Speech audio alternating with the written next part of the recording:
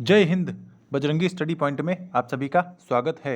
जैसा कि आप थंबनेल में देख चुके हैं कि आज हम लोग क्या डिस्कस करने वाले हैं, तो इसमें हम लोग ये जानेंगे कि किसी भी फील्ड में उतरने से पहले ये 4 फार्मूलाज कौन कौन से होते हैं, यानी वह 4 बातें कौन कौन सी होती हैं जो सबको ध्यान में रखनी होती हैं। और इन 4 बातों पर अगर आप अमल कर ले गए तो आपको सफलता मिलना निश्चित है। और ये काम सिर्फ 3 महीने करना है बस। आप कहेंगे 3 महीने क्यों, उसके बाद इसे क्यों नहीं करना है? क्योंकि जब आप इसे 3 महीने कर लेंगे तो आप इसके हैबिचुअल हो जाएंगे, यानी अगर आप ये सब काम नहीं करेंगे तो आपको खुद अच्छा नहीं लगेगा। तो आप कहेंगे तो इसके लिए तो 1 महीना ही काफ़ी है किसी चीज़ का हैबिचुअल होना है तो, लेकिन आप इसे 3 महीने करेंगे। और 4 ऐसी बातें मैं आपको बताऊंगा जो आपके जीवन में बड़ा चेंज ला सकती हैं, और ये वीडियो लाइफ चेंजिंग मोमेंट हो सकता है। इसलिए वीडियो पूरा देखें, एक एक बात को ध्यान से सुनें, और जो भी मेन पॉइंट हो उनको आप लिख भी सकते हैं। तो चलिए स्टार्ट करते हैं अपने वीडियो को।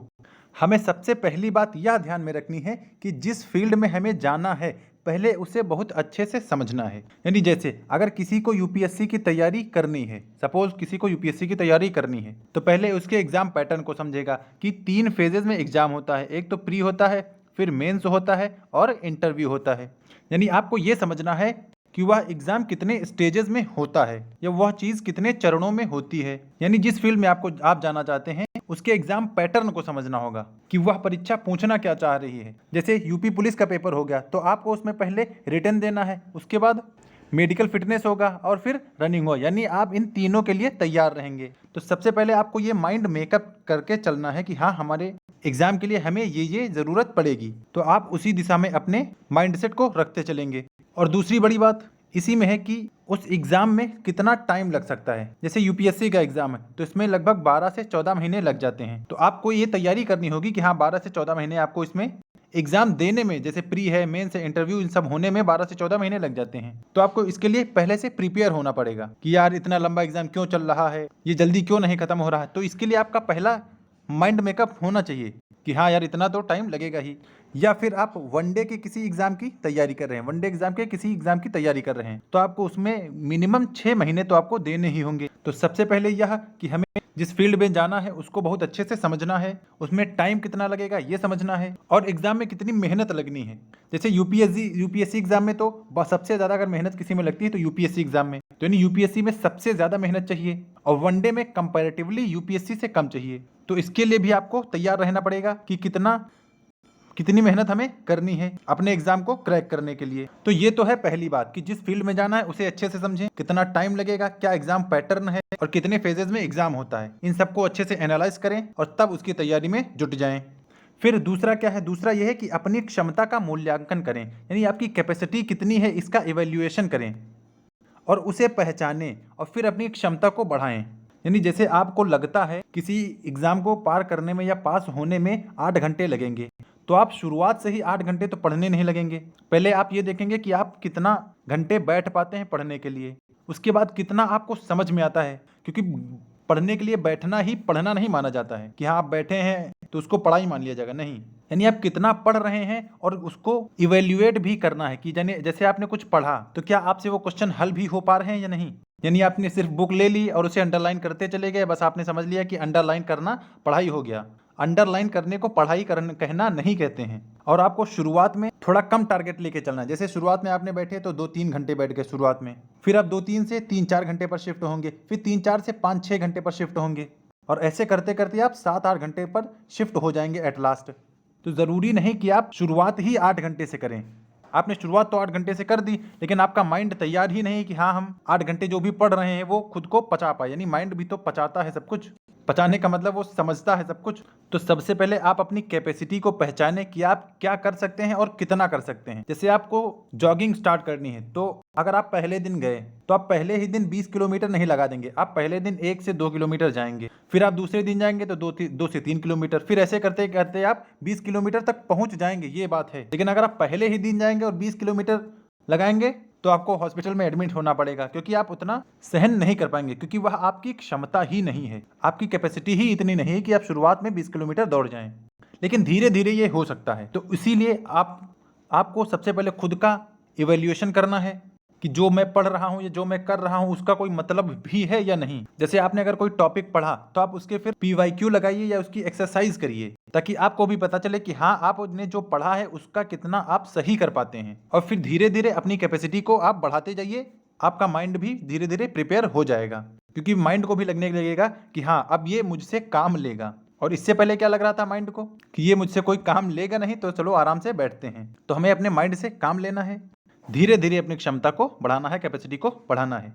तो आप सबसे पहले अपनी क्षमता का मूल्यांकन करें, उसे पहचानें और अपनी क्षमता को बढ़ाएं।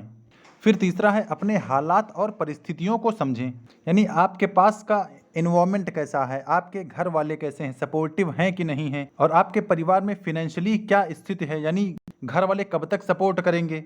ये सब आपको समझना बहुत ज़रूरी है, क्योंकि अगर आप किसी मीडियम फैमिली से हैं तो आपको ये समझना होगा कि मेरे माता पिता कब तक हमें पैसा दे सकते हैं पढ़ाई के लिए, और घर की क्या परिस्थितियां हैं। यानी ऐसा तो नहीं कि मेरे पढ़ाई करने से घर की कोई ज़मीन बेची जा रही है, ऐसा तो नहीं है। तो उसी हिसाब से आप खुद को तैयार रखें कि आपका सराउंडिंग क्या है, आपका एनवायरनमेंट क्या है, आप फिनेंशियली कितना वायबल हैं किसी चीज़ के लिए, इसको भी आपको समझना पड़ेगा। क्योंकि जो लोग फिनेंशियली ज़्यादा सपोर्टिव होते हैं वो कुछ ज़्यादा दिन तो तैयारी कर सकते हैं, यानी अगर 1-2 साल या 3-4 साल में नहीं हो रहा है तब भी उनके माता पिता सपोर्ट करते हैं कि ठीक है तुम पढ़ाई करते रहो, हम लोग पैसा देते रहेंगे। लेकिन ऐसा सबके साथ हो ये ज़रूरी नहीं है। तो अपने हालात को समझें, अपनी परिस्थितियों को समझें, उसी हिसाब से तैयारी करें और आगे बढ़ें। फिर चौथा और लास्ट, क्या अभ्यास या प्रैक्टिस खूब करते रहें। जैसे आपने सुना होगा practice makes a man perfect, यानी आप जितना ज़्यादा अभ्यास करते रहेंगे उतना ज़्यादा आप परफेक्शन की ओर बढ़ते चलेंगे, परफेक्ट होते जाएंगे। तो इसके लिए आप ज़्यादा से ज़्यादा प्रैक्टिस करें, ज़्यादा से ज़्यादा अभ्यास करें। कोई चीज़ आपने पढ़ी है तो उसे 1 बार, 2 बार, 5 बार, 10 बार, एक चीज़ को आप 10 बार पढ़ेंगे तो आप उसमें ज़्यादा परफेक्ट होंगे, ना कि 10 चीज़ को आपने सिर्फ 1 बार पढ़ा है। जैसे आपने एक चीज़ पढ़ी, उसको 10 बार आपने रिवाइज किया तो आप उसमें परफेक्ट हो जाएंगे, और आपने 10 चीज़ें सिर्फ 1 बार पढ़ी तो आप में उसमें 10 में से कोई भी चीज़ आपको याद नहीं रहेगी। इसके लिए एक बेस्ट एग्जाम्पल, जैसे आपको शहर के किसी ऐसे मोहल्ले में छोड़ दिया जाए जिसमें सिर्फ एक ही गली जाती हो, ये एक ही गली जा रही है, और आपसे ये कह दिया जाए कि आप इस गली में 10 बार आएंगे जाएंगे और आपसे उसी से क्वेश्चन पूछा जाएगा। तो आपको जितने घर हैं, नाली, दुकानें, ये सब आपको याद हो जाएंगी कि हाँ यहाँ पर ये है।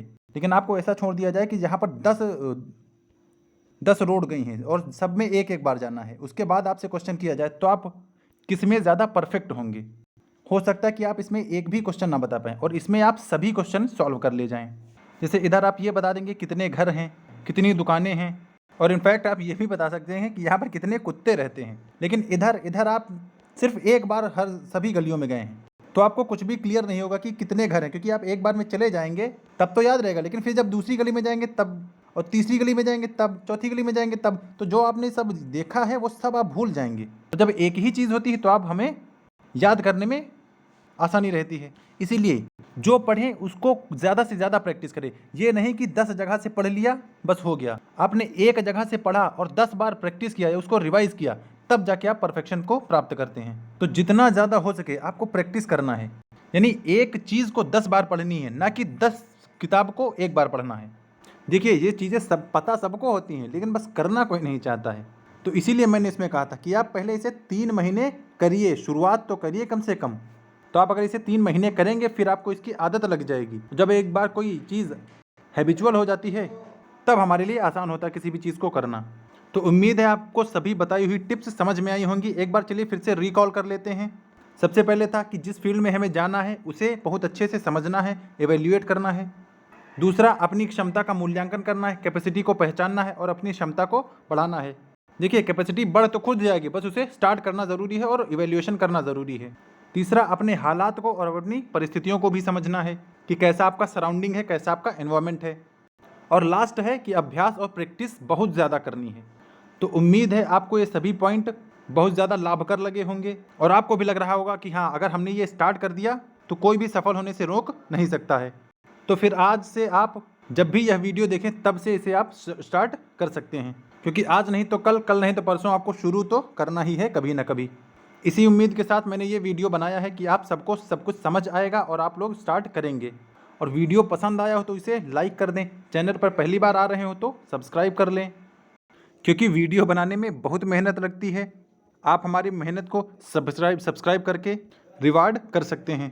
तो पूरी उम्मीद के साथ कि आप ये सभी काम करेंगे, मैं अपनी बात को विश्राम देता हूँ और नेक्स्ट किसी वीडियो में आपके सामने उपस्थित होता हूँ। तो मिलते हैं नेक्स्ट वीडियो में, तब तक के लिए जय हिंद।